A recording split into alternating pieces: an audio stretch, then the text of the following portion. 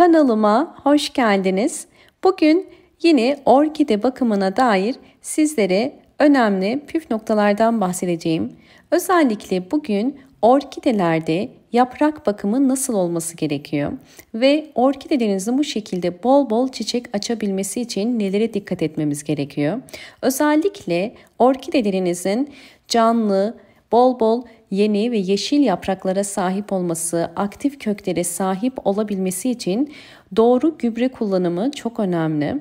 Orkide bakımında mutlaka evde belirli aralıklarla doğal gübreler kullanmak gerekiyor. Doğal gübreler özellikle orkidelerin kök ve yaprak gelişimine destek sağlayarak orkidelerinizin kısa sürede yeni çiçek dalı çıkarmasını destekliyor. Bugün orkidelerde kullanabileceğiniz yeni bir gübre tarifi hazırladım. Hemen sizlere bu gübre tarifini ne ile hazırladığımı göstermek istiyorum.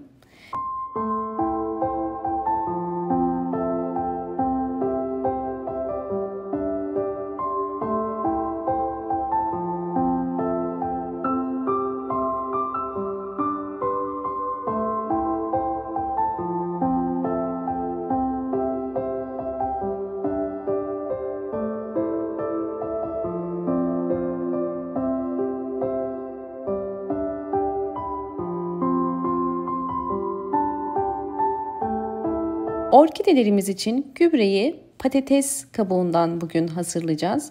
Patates özellikle orkide gelişimine fayda sağlıyor. Bunun nedeni ise patatesin özellikle kabuklarında bulundurmuş olduğu bol miktardaki potasyum, kalsiyum, B, C vitaminleri ve aynı zamanda patates kabuğundaki antioksidan özelliği sayesinde de orkide yapraklarının hem canlı olmasına hem sert olmasına hem mantar gibi hastalıklardan korunmasına yardımcı oluyor. Evet, bakın 2 tane patatesin kabuğunu bu şekilde soydum. Hemen patates kabuklarını blender kabımın içerisine koyacağım. Üzerine 400 milim su ekliyorum. Ve blender kapağımı kapatıp şimdi bunları iyice karışıncaya kadar, püre haline gelinceye kadar çekeceğim.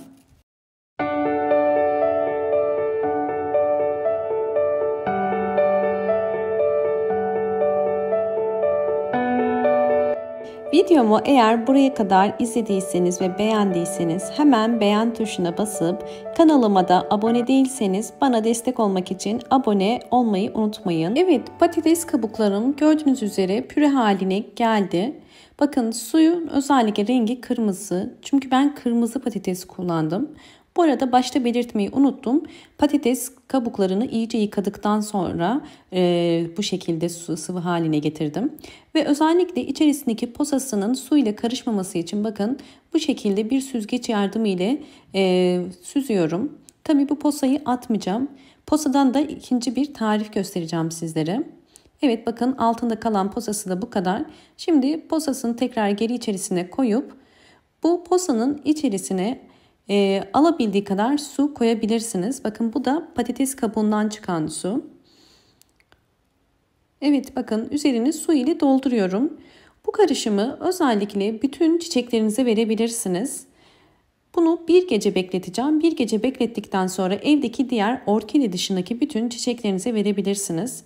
Hemen patates kabuğundan çıkan suyu bakın bir sprey kutusunun içerisine bu şekilde koyuyorum. Evet, bakın patates kabuğu suyu miktarı bu kadar. Fakat bunu üzerine biraz daha su koymam gerekiyor. 2 katı kadar su koyacağım. Arıtma suyu kullanıyorum. Evet, 2 katı kadar su koydum ve şimdi artık orkide yapraklarım için hazırlamış olduğum sıvı karışımı hazır. Bunu biraz çalkalayıp orkide yapraklarında nasıl kullandığımı hemen göstereceğim. Kış ayında çiçeksiz orkideleri çiçeklendirebilmenin 5 farklı yöntemini sizlerle paylaşacağım. Hemen en önemli yöntemine geçelim. Birinci püf nokta, orkideler çiçeklerini döktükten sonra bir daha çiçek açabilmesi için yapmanız gereken en önemli nokta. Çiçeği dökülen, hiç çiçeği kalmayan ya da bu şekilde çok az çiçeği kalan orkideleri buluyoruz. Orkidenin en uç kısmında belirgin bir tomurcuk yoksa orkide dalını çok geç olmadan budamak gerekiyor. Orkide dalı geç budanırsa ister istemez dalda sararma olabilir. Ya da orkide dalı zamanında budanmadığı için yeni çiçek dalı çıkarması, boğumlardan yeni çiçek dalı çıkarması gecikir. Eğer hızlı bir şekilde orkidelerin boğumlarından çiçek dalı elde etmek istiyorsanız hemen geciktirmeden budama yapın. Orkidede budama yaparken dikkat etmemiz gereken en önemli püf nokta boğumları kesinlikle boşuna kesmemek. Her bir yeşil boğum bizim için yeni bir çiçek dalı demek. Bakın bu dalı görüyorsunuz, daha önce budamıştım ve üzerinde yeşil boğumları bıraktım. Hemen diğer dalda da boş boğumlar var, yani dökülen çiçekler var. Budama yaparken boş boğumlar, yani çiçeği dökülen boğumları kesiyoruz bakın. Dolu boğumları bıraktık.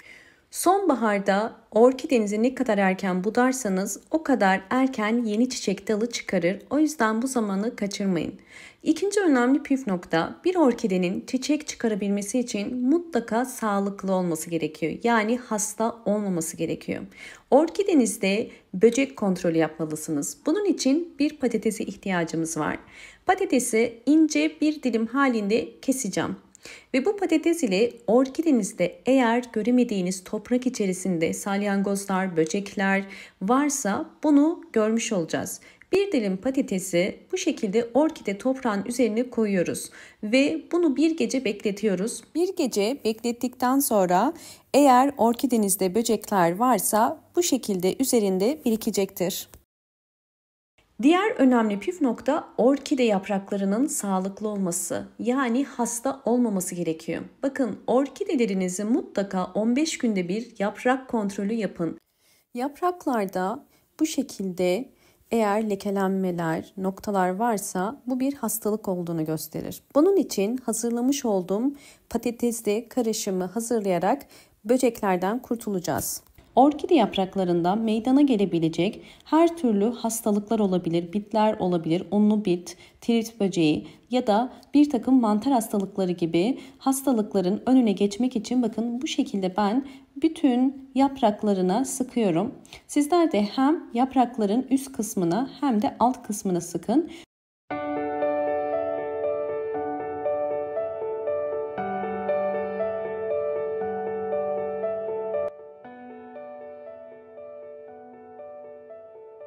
Bakın üzerindeki parlak rengi görüyorsunuz.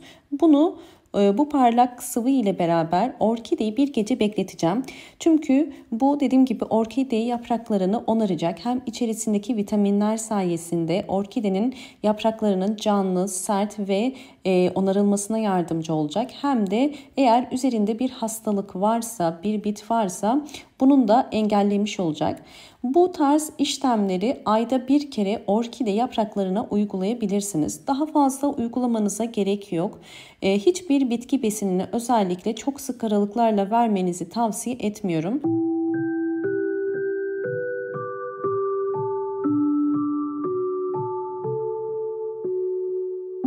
Evet, bakın bir gece beklettikten sonra gördüğünüz üzere orkide yapraklarında beyaz lekeler var. Bunlar tabii ki patates nişastası. Üzerinde bu şekilde bekleyip kuruyunca bu şekilde beyaz lekeler oluşuyor. Şimdi ikinci aşamaya geçiyoruz. Artık yeteri kadar üzerinde durdu. Üzerindeki son kalıntıları da bir ıslak mendili bakın bir suyun içerisine batırarak bu şekilde artık orkide yapraklarıma son bakımı da yapıyorum.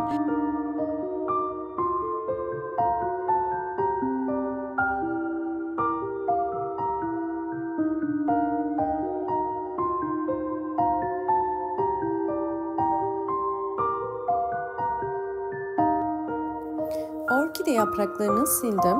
Videomu buraya kadar izlediyseniz ve beğendiyseniz hemen beğen tuşuna basıp kanalıma da abone değilseniz eğer bana destek olmak için abone olabilirsiniz. Sizleri sonuçlarla baş başa bırakıyorum.